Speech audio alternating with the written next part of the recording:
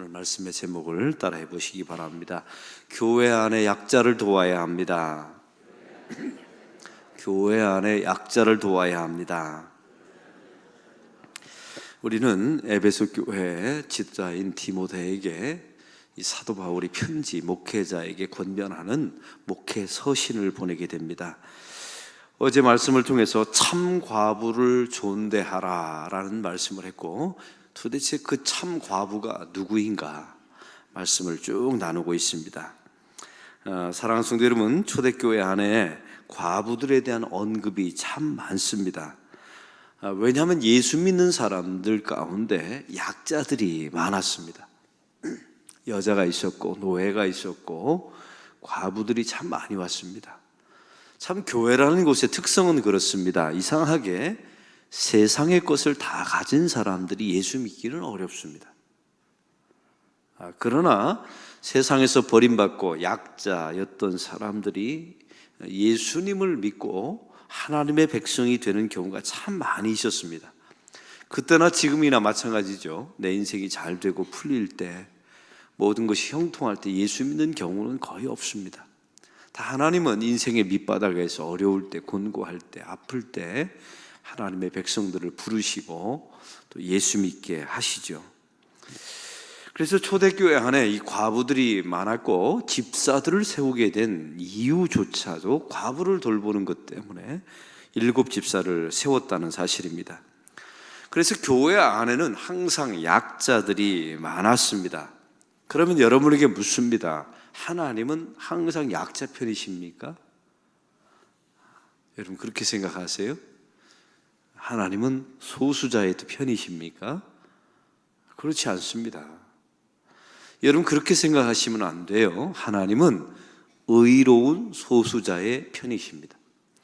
하나님은 약자의 편이 아니라 의로운 약자의 편이세요. 앞에 한 단어가 붙어 있어야 돼요. 의로운. 또 오늘 말씀은 그래서 과부를 섬겨라, 과부를 교회는 돌봐야 된다라고 말하지 않아요. 그건 불교인도 말하잖아요. 여러분 그거는 공공기관도 다 말합니다. 국가도 말합니다. 성경은 그래서 구분을 합니다. 참 과부를 존대하라. 거짓 과부는 가려내라는 거예요. 그리고 거짓 과부는 교회가 돌보지 않아도 된다는 겁니다. 그럼 이 참이라는 단어는 도대체 무슨 의미일까요? 오늘 성경의 9절, 10절 쭉 보면 참 과부, 또 끝까지 여러분 16절까지 보면 계속 참 과부를 도와주게 하려 함이라, 이 참자가 계속 붙어 있습니다. 오늘 우리는 약자를 돌보는 기관이 교회가 아닙니다. 참 과부를 돌보는 게 교회예요. 그럼 이 참이라는 말은 도대체 어디에 붙이는 겁니까? 교회 안에 참 약자가 있어요. 참 과부, 참 고아가 있어요. 아무나 고아가 아니라. 그럼 이 참이라는 단어를 붙이려면 오늘 과부의 예를 들어보겠습니다. 이것은 60세 이상이며 한 남자의 아내였던 사람, 그리고 성실하게 남편 섬기다가 그 남편이 죽은 사람이에요. 그러니까 도덕적으로 삶에 바르게 살아왔던 사람이지, 그 당시에 통념상으로 말이죠. 그리고 오늘 성경의 10절은 이렇게 말합니다. 이 참 과부의 특성에 대해서 10절을 다 같이 읽겠습니다. 선한 행실의 증거가 있어 혹은 자녀를 양육하며 혹은 나그네를 대접하며 혹은 성도들의 발을 씻으며 혹은 환난 당한 자를 구제하며 혹은 모든 선한 일을 행한 자라야 할 것이요. 여러분 도덕적 품성을 가지고 중요합니다. 하나님 일에 헌신했던 과부에게만 참자를 붙였어요. 하나님에게 하나님의 일에 헌신했던 사람. 여러분 이 당시에 이 참 과부라고 말을 들었던 사람들은 교회의 도움을 받았어요. 그리고 교회 안에 사역자들이었습니다.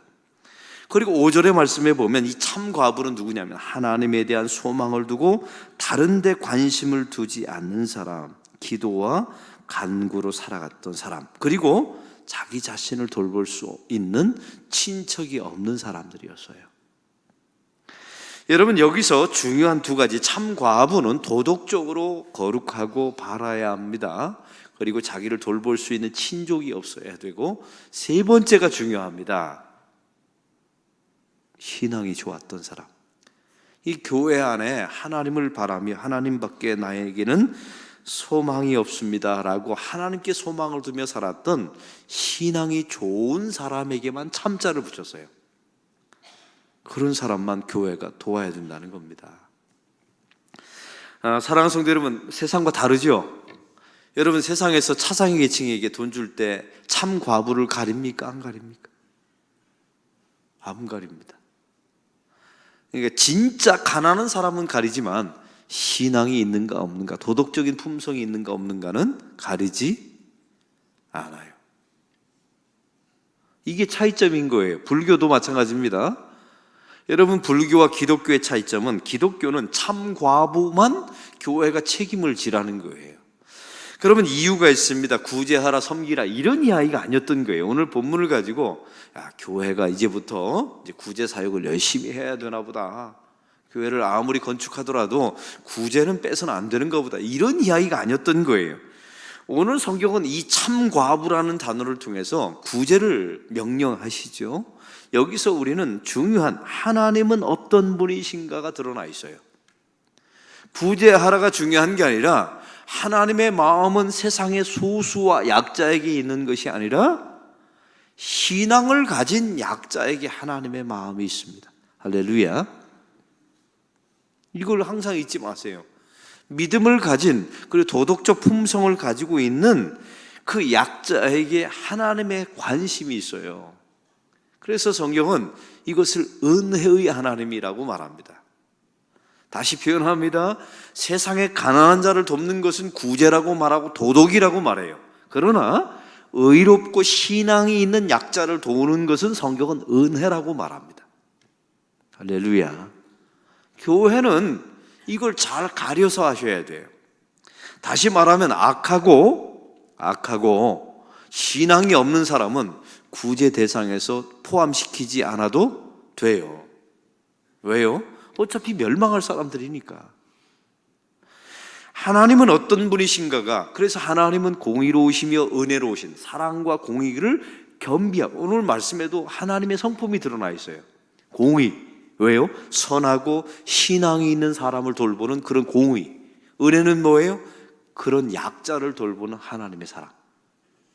모든 일에 하나님의 성품이 드러나 있습니다. 또 한 가지, 왜 참 과부만 돌보라고 했을까요? 하나님의 일에 헌신한 사람에게는 반드시 보상이 있다는 것을 이 땅에서도 보여줘야 된다는 거예요. 우리는 이렇게 생각합니다. 가난한 하나님의 예수를 잘 믿는 사람들이 이 땅에 가난하게 살다가 죽어요. 그럼 이분들의 절망이 뭔지 아세요? 이제 소망은 있죠. 죽어서 천국 가는 소망은 있지만 이 땅에서 하나님이 살아계시는 게 맞는가라는 의구심이 들 가능성이 있다는 겁니다. 그래서 교회가 정말 신앙이 좋고 도덕적 품성이 바른, 그리고 나를 돌볼 수 있는 친척이 없는 과부들을 돌보면 과부들에게 이런 신앙이 생긴다는 거예요. 하나님은 살아계시다. 여러분, 그래서 구제가 그냥 단순한 가난한 백성들을 먹이는 차원이 아니라 결국은 다 하나님, 신앙과 관련돼 있어야 된다는 거예요. 그럼 너무나 다르죠. 세상의 구제와 이 교회의 구제는 이렇게 달랐다는 사실이에요. 또 한 가지는 우리는 기독교 안에서, 신앙 안에서 가족이라는 것입니다. 교회 신앙을 함께 가지고 있는 사람은 천국에서 만나요. 영적인 가족이에요. 어떻게 가족의 고통을 외면합니까? 바로 성경은 이걸 말씀하고 있어요. 근데 성경에 보면, 그래서 교회는 구제기관이 아닙니다. 그 구제를 통하여 신앙을 지키게 하는 것이 목적이에요. 할렐루야. 이 참 과부들이 너무 가난하다가 이 신앙을 버릴까봐, 너무 낙심할까봐 하나님은 그들의 신앙을 챙긴 거지 그들의 식량을 챙긴 게 아니라는 말이에요. 어차피 사람은 결국 죽는다니까요. 신앙을 결국 보존하고 지키게 하기 위한 것이었다는 사실입니다. 그래서 오늘 말씀에 보면 참 과부는 가족이 있는 사람은 돌보지 말아라. 왜? 1차적인 책임은 가족에게 있다. 그리고 말합니다. 가장 가까이 있는 가족 중에서 자기 친족을, 이런 참 과부를 돌보지 않는 사람은 진짜 악하다. 성경은 우리에게 말씀하고 있어요. 이걸 인간의 도리이기도 하지만 신앙인의 도리입니다. 왜요? 나의 가장 가까이 있는 신앙이 있는 참 과부를 돌보지 않는 것은 성경은 우리의 신앙을 부정합니다. 이걸 잘 들어보십시오. 우리가 주변에 내 가장 가까이 있는 가족 중에 믿음을 가지고 있어요. 예수를 잘 믿어요. 그리고 도덕적인 품성을 가지고 있는 가족이 있어요. 참 가족, 과부, 참 고아 같은 내 친족이 있어요. 그를 돌보지 않는 것은 악하다라고 말씀하시죠. 그 의미가 무엇이냐면 너는 신앙이 없는 사람이다. 왜요? 여러분, 성경은 이걸 다 신앙과 연결시키고 있잖아요. 하나님은 어떤 분이신가? 여러분, 그 하나님을 믿는다면서요. 오늘 성경은 바로 그런 이야기를, 너는 못되다, 도덕적으로 틀렸다가 말하는 게 성경은 악하다라고 말해요. 이 말의 의미는 신앙이 없다라는 우리에게 하나님께서 경고를 하고 있는 것입니다. 그래서 교회는 2차적인 책임을 가지고 있는 거예요. 1차적인 책임은 예수를 믿는 신앙인이 가지고 있고 가족이 있고, 그 다음에 2차적인 책임이 교회에게 있다는 사실입니다. 그리고 젊은 과부는 돌보지 말라라고 말합니다. 예수를 아무리 잘 믿어도. 왜요? 정욕 때문에 자기의 신앙을 팔아먹을 가능성이 있고 신앙을 버릴 가능성이 있다는 거예요. 다 표현합니다. 신앙을 지키는 데 도움이 되는 사람만 성경은 도우라는 거예요. 우리 교회가 살아나는 축제를 합니다. 교회를 짓고 나서 재정적으로 어려움이 있을지라도 올 가을에 할 거예요. 왜요? 구제해야 되니까요? 아니요. 교회 마당에 한 번이라도 들어와야 언젠가 복음을 전할 때 저들이 예수 믿을 가능성이 있지 않습니까? 이것 때문에 하는 거예요. 신앙 때문에. 여러분, 우리 교회 안에 이번에 고난주간에 우리 많은 분들이 금식을 하셔서 헌금이, 근식 주가 쓰시기에 따라 헌금이 나왔어요. 사실은 부활절 헌금도 귀하지만 저는 우리 교인들이 금식을 하고, 이건 중요해요. 금식을 했다는 증거잖아요. 세상의 힘으로 나의 힘으로 삼지 않고 오직 주 예수로 나의 힘으로 삼겠다고 고백하는 사람만 금식한 거예요. 그리고 그 돈은 중요한 사실입니다. 어디만 쓰여지냐면 우리 교인 가운데 참 과부에게, 수술을 받고 저 병상에서 암 투병하는 교인들, 너무 얼마 전에 집이 다 타버려가지고 갈 곳이 없는 교인, 이런 참 과부, 참 가난한 사람, 예수는 믿으나 교회 공동체 안에 있는 사람들에게 도움이 됩니다. 그들에게 도움이 가요. 여러분, 한 푼도 다른 데 쓰지 않고 교회 안에 있는 진짜 참 과부에게 갑니다. 여러분, 이 헌금은 우리 교회의 신앙의 지표였어요. 고난주간에 금식한 사람, 그리고 이 헌금은 진짜 참 과부에게만 가는. 여러분, 이런 걸 통해서 우리 교회가 교회다움을 유지하고 있는 겁니다. 여러분, 예배 드리는 것도 교회다움을 유지하는 거지만 오늘 성경이 말하는 에베소 교회 디모데에게 말하는 이런 내용이었던 거예요. 사랑하는 성도 여러분, 말씀을 정리합니다. 교회는 구제기관이 아니에요. 여러분, 친교도 마찬가지예요. 여러분, 교인들끼리 잘 노시죠? 바깥에서. 왜 노세요?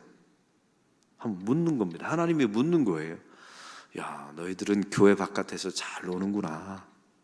왜 노냐? 예수 믿는 사람끼리. 왜 노세요? 여기서 이 말이 빠지면 그 모임은 해체해야 합니다. 신앙을 지키기 위해서. 그 사람의 신앙을 지키는데 도움이 되기 위해서. 이것 이외의 모든 모임은 예수의 이름으로 명하노니 해체하십시오. 그건 기독교가 아니에요. 저 목사가 또 무슨 말을 들었나 보다. 아니에요. 제가 그런 말씀을 하는 게 아니에요. 이게 이 목사는 이걸 가르쳐야 돼요. 교회 안의 모든 구제, 교회 안의 모든 단체, 모임, 교회 바깥에서의 모든 모임은 다 신앙적인 동기가 되어야, 그게 첫 번째여야 돼요. 저들의 신앙을 지키는 걸 도와줘요. 그 모임을 하면 할수록 신앙이 좋아져요. 내가 어려울 때 기도를 요청할 수 있어요. 또 나의 신앙, 내가 죽어서만 보상을 받는 게 아니라 예수를 잘 믿었더니 저런 사람의 중보 기도를 받고 저런 사람의 도움을 받을 수 있구나. 결국은 누구에게 영광이 돌아가요? 예수를 믿었기 때문에 바로 신앙을 지키는 데 도움이 되는 거예요. 이제 말씀의 결론이에요. 참 과부가 이런 도움을 받았어요. 무슨 마음을 갖게 될까요? 가짜 과부는 교회가 다 가리고 참 과부들만 도움을 받았어요. 이 사람들이 이런 고백을 했다는 거예요. 하나님은 진짜 참 좋으시다. 우리 하나님은 공의로우시고 우리 하나님은 사랑이 많으시다. 그리고 그 하나님은 정확하시다. 나 같은 사람을 어떻게 골라내어서 나에게 이런 도움이 오는가. 우리 하나님은 너무나 정확하시고 하나님은 살아계시다. 그리고 신앙 가운데 나는 내 가족들도 나를 돌보지 않았는데 저렇게 교회가 나를 돌보니 나에게 가족은 교회다. 이 말을 교회가 들었다는 겁니다. 2000년 전의 교회가. 근데 이런 교회성을 지금 이 한국 교회와 전 세계 교회는 이렇게 부흥했는데 그 교회성을 잃어버리고 있어요. 여러분, 그래서 교회가 이렇게 힘들어지는 게 아닐까요? 이 교회다움을 잃어버렸기 때문에. 여러분, 우리 안락교회가 바로 이런 교회다움을 지켜내는 저와 여러분이 되기를 소망합니다. 항상 신앙적인 동기, 교회는 구제기관이 아니에요. 교회는 개모임, 교회는 자기들끼리 밖에서 노는 그런 개모임들이 아니에요.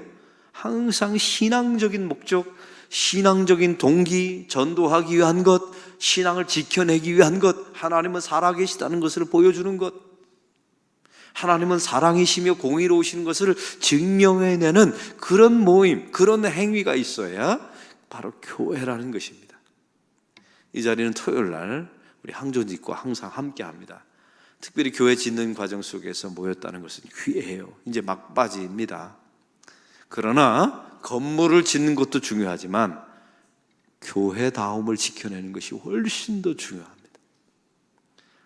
이건 숫자와 상관없어요. 교회는 숫자 싸움이 아니라 본질의 싸움이었던 거예요. 여러분에게 묻습니다. 초대교회 메가처치가 있었습니까? 없었어요. 여러분, 초대교회 3,000명이 회개하고 돌아왔다고 했잖아요. 묻습니다. 그 3,000명을 초대교회가 다 지켜냈을까요? 아니요. 핍박당했을 때 대부분이 배교했답니다. 고난과 핍박을 당했을 때 그 한 번에 모였던 3,000명이 다 흩어지고 순교한 사람들은 소수의 사람만, 끝까지 믿음을 지켜냈던, 이 교회다움을 지켜냈던 교회는 소수였다는 사실을 잊지 마시기 바랍니다. 오늘 말씀을 통하여 특별히 우리 안락교회가 교회 건축 과정도 중요하지만 하나님 교회다움을 잘 지켜낼 수 있도록 도와주십시오. 기도하는 우리 하나님의 교회가 되기를 소망합니다. 이 참 과부를 발견해서 이 과부들에게, 참 과부만 그들에게 야, 하나님이 참 좋으시다, 가족보다 낫다, 이런 말을 우리 교회가 듣고 야, 하나님의 일을 했더니 하나님이 보상을 해주시는구나, 이런 말을 듣는 하나님의 교회가 되기를 축원합니다. 이 시간